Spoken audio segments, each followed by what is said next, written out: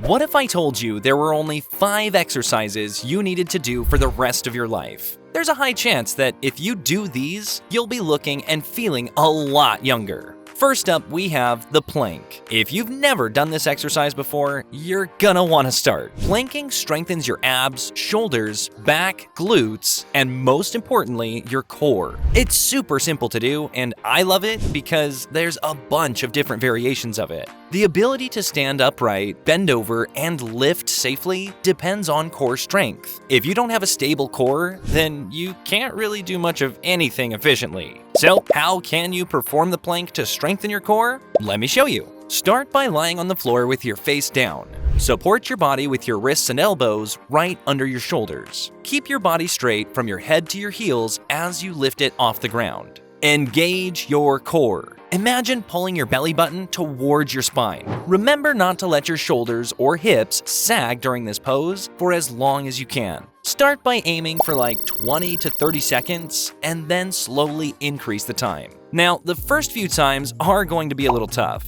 but you'll quickly gain strength from it and it'll become easier. Here are some different variations you can do depending on if the traditional plank is too easy or too hard for you. The first one is the knee plank, which is great for beginners. Keep your knees on the ground while maintaining a straight line from your head to your knees. The second one is the side plank. You can do a side plank by lying on your side, straightening your legs, and stacking your feet. Keep your elbow straight under your shoulder and prop yourself up on your forearm. Then, lift your hips off the ground so that your head and feet are in a straight line. This one is a great way to work on your obliques and make them stronger so they can turn better. The last exercise we'll be going over is by far the most important and is also the most overlooked. But more on that coming up. Moving on to our number 2, we have the RDL. So, balance is something we lose quickly as we age, but it's also something that's simple to get better at. The single leg RDL works your hamstrings, hips, and lower back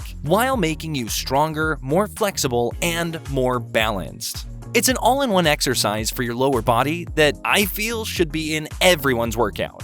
So, how can you do it correctly? Let me walk you through it step by step. Keep your back straight and your feet hip-width apart. Move your weight to one foot and keep your knee slightly bent on the other foot. Now drop your body forward and straighten the other leg as you hinge at the hip. As you bring your hands to the ground, keep your back straight and your core tight. Return slowly to the standing position and do it again. Now, at first, just use your own body weight. As you begin to feel more comfortable, you can add dumbbells for some added resistance. Now, at number 3, we have a classic exercise that you definitely have seen before, but I am positive you've been doing it wrong your whole life. I'm going to show you the correct way so that you can maximize its effectiveness and prevent injuries. Push-ups work your chest, shoulders, triceps, and core all at the same time, making them one of the best exercises for building upper body strength. But push-ups aren't just for building muscle. They also help you build the strength needed for everyday tasks and can improve your posture. To make sure you're not one of the many doing push-ups incorrectly, let me show you the proper form. Start off by doing a high plank with your hands a little wider than shoulder width apart. Slowly lower your torso by bending at the elbows, maintaining a 45-degree angle. Make sure you don't let your elbows flare out because it can be terrible for your shoulders and less effective.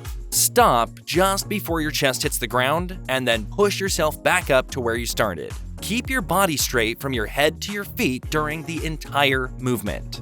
Be sure not to let your hips drop. Your increased core strength from doing the first exercise will help you out here. If you want to get the most out of the exercise, I highly suggest doing it slowly and controlled. Also, I put together a simple workout plan that you can follow 3 days a week, and I'm going to go over that at the end of the video. But if you're looking to mix things up, there are several variations of the push-up that you can try. Beginners can easily do incline push-ups. You just put your hands on a raised surface, like a bench or a table, to make the move easier. If you want to target the width of your chest more, go for wider stance push-ups by placing your hands further apart from one another. To work on your lower chest and your triceps, do diamond push-ups by bringing your hands together under your chest to make a diamond shape. I already did the entire video on push-up variations, so if you want to check that one out, I'll link it in the description of this video. Now, you're definitely going to want to see this next exercise because I'm almost certain that you've never heard of it before. This unique exercise is called the horse stance. So even though it looks simple, this is an exercise that can drastically improve your entire body by doing it every morning. The muscles it engages the most are your legs, glutes, and core, which makes it a secret gem for building lower body strength and stability. Are you starting to notice a common trend of these exercises? The reason you're going to feel and look much younger is because these exercises make you stronger and more stable. To do the horse stance, keep your feet wider than your shoulder and your toes pointed slightly outward. Now, start to squat down until your knees reach a 90-degree angle. As you do this, remember to keep your core tight and your back straight. Once you're in that position, hold it for 30 to 60 seconds. You can hold a small weight at chest level for an extra challenge as you get better.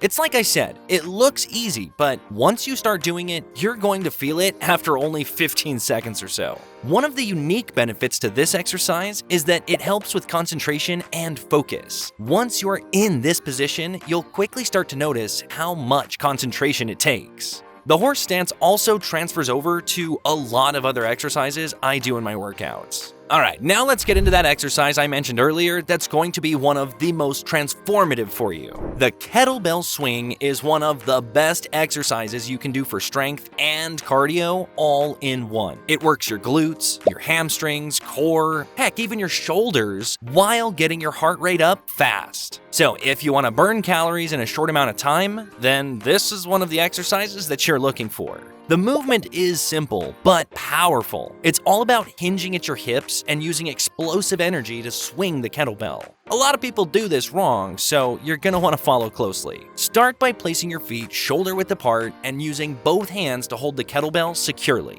The kettlebell should swing back between your legs as you hinge at your hips, and then let the momentum of the hip drive elevate the kettlebell to chest height. As you prepare for the next repetition, allow the kettlebell to swing back down naturally while keeping control. Here, it's important to use your hips rather than your arms as the movement's motor to ensure that the exercise stays safe and efficient. It may feel a little weird at first, but I promise, as you continue to practice the motion, it will become more natural. Kettlebell swings have many advantages outside of the gym. They increase hip strength and mobility, which are necessary for running, jumping, and, well, simply getting out of a chair fast. You will feel stronger, faster, and more capable in all that you do if you start doing these consistently. Alright, now let's get into that workout routine that I hinted at earlier. If you have a clear plan of action, you're more likely to do it and it will feel easier. So, you can do this workout routine 3 days a week. Oh, and make sure to have a rest day between workouts.